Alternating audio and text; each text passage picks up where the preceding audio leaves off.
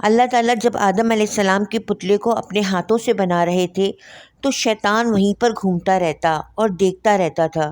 جب اللہ تعالیٰ نے پتلے کو بنا چکے تو اسے سوکھنے کے لیے اللہ تعالیٰ نے چھوڑ دیا۔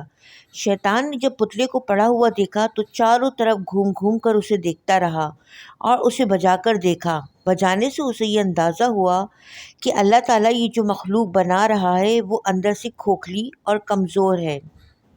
جب اللہ تعالیٰ نے آدم علیہ السلام کے اندر روح ڈالنا شروع کی تو اسے سر سے شروع کیا۔ جب چہرے پر روح آئی تو آدم علیہ السلام کو چھینک آ گئی، تو اللہ تعالیٰ نے آدم علیہ السلام سے فرمایا کہ الحمدللہ کہو، اور یہ کلمہ تمہاری اولاد بھی جب چھینک آئے گی تو کہے گی۔ آدم علیہ السلام نے الحمدللہ کہا تو فرشتوں نے جواب میں یرحمک اللہ کہا۔ چہرے پر روح آنے سے آنکھوں میں روشنی آ گئی۔ آدم علیہ السلام نے جب جنت کو دیکھا تو ان سے رہا نہ گیا اور بھاگنا چاہا، لیکن روح ابھی پورے جسم میں پہنچی نہ تھی، اس لیے بھاگ نہ سکے۔ اس سے شیطان نے یہ اندازہ لگا لیا کہ یہ مخلوق جلد باز بھی ہے، یعنی ہر چیز جلدی چاہتی ہے۔ اب اسے انسان کی دو کمزوریوں کا پتہ چل گیا کہ یہ انسان کمزور بھی ہے اور جلد باز بھی ہے۔ پھر جب اللہ تعالیٰ نے فرشتوں سے کہا کہ آدم کے آگے سجدہ کرو تو سب نے سجدہ کیا، لیکن اس نے سجدہ نہ کیا۔ اللہ تعالیٰ نے اس سے پوچھا تم نے سجدہ کیوں نہ کیا؟ تو اس نے کہا کہ اللہ میں اس سے بہتر ہوں، مجھے تو نے آگ سے بنایا ہے اور اسے کھنکھناتی ہوئی مٹی سے، یعنی یہ مجھ سے کمتر ہے۔ اب یہاں سے آدم علیہ السلام سے دشمنی کا سلسلہ شروع ہوا۔ جب شیطان نے اللہ کا حکم نہیں مانا تو اللہ تعالیٰ نے اسے دھتکار دیا، ملعون قرار دیا، جنت سے نکال دیا اور ہر خیر سے محروم کر دیا۔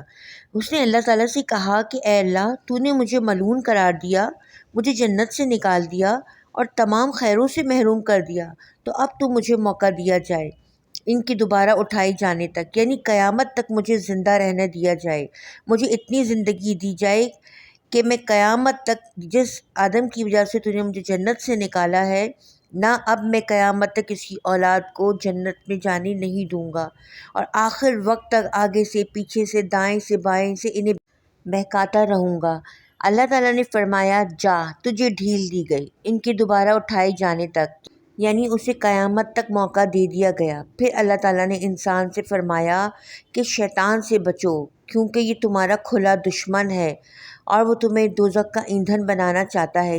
ساتھیوں، شیطان ہمارا دشمن ہے اور اس سے محتاط رہنے کے لیے ہمیں اس کے بارے میں جاننا چاہیے کہ وہ کون ہے، کیسا ہے، کہاں رہتا ہے اور کس وقت ہوتا ہے ہمارے ساتھ، اور کن کے ساتھ مل کر ہمیں بہکاتا ہے۔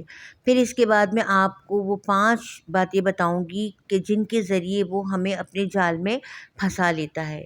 تو شروع کرتے ہیں۔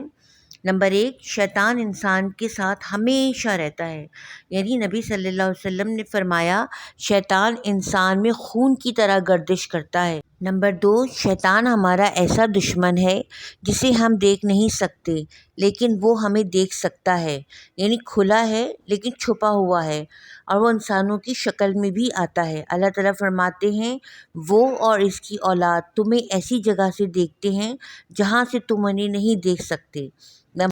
نمبر 3، شیطان اکیلا نہیں ہے، یعنی اس کے ساتھ پوری فوج ہے۔ لوگوں کو بہکانے کا کام وہ اکیلا نہیں کرتا، انسانوں اور جنوں کی ایک بڑی جماعت اس کے ساتھ ہے۔ صحیح بخاری کی حدیث ہے، نبی صلی اللہ علیہ وسلم نے فرمایا شیطان کا عرش پانی پر ہے اور وہ وہاں پر بیٹھتا ہے اور اس کے چیلے وہاں پر آتے ہیں اور دن بھر جو کام کرتے ہیں اس کی رپورٹ پیش کرتے ہیں۔ ایک چیلا آتا ہے اور کہتا ہے میں نے فلاں کام کیا، شیطان کہتا ہے تو نے کچھ بھی نہیں کیا۔ ایک اور آتا ہے کہتا ہے میں نے فلاں کام کیا، وہ اس کو بھی کہتا ہے کہ تو نے کچھ بھی نہیں کیا۔ اب تیسرا آتا ہے اور کہتا ہے کہ میں کئی دنوں سے میاں بیوی کے پیچھے لگا ہوا تھا، آج طلاق کروا کر چھوڑا۔ شیطان خوش ہو جاتا ہے، اسے پاس بلا کر گلے لگاتا ہے اور کہیں پہ ہے کہ اسے تھپ تھپاتا ہے اور کہتا ہے کہ تو نے کچھ کام کیا ہے، تو نے ہی کام کیا ہے۔ نمبر 4، شیطان ہر وقت انسان کے ساتھ ہوتا ہے۔ نبی صلی اللہ علیہ وسلم نے فرمایا ایک ساتھی فرشتوں میں سے اور ایک ساتھی جنوں میں سے ہر وقت انسان کے ساتھ ہوتا ہے۔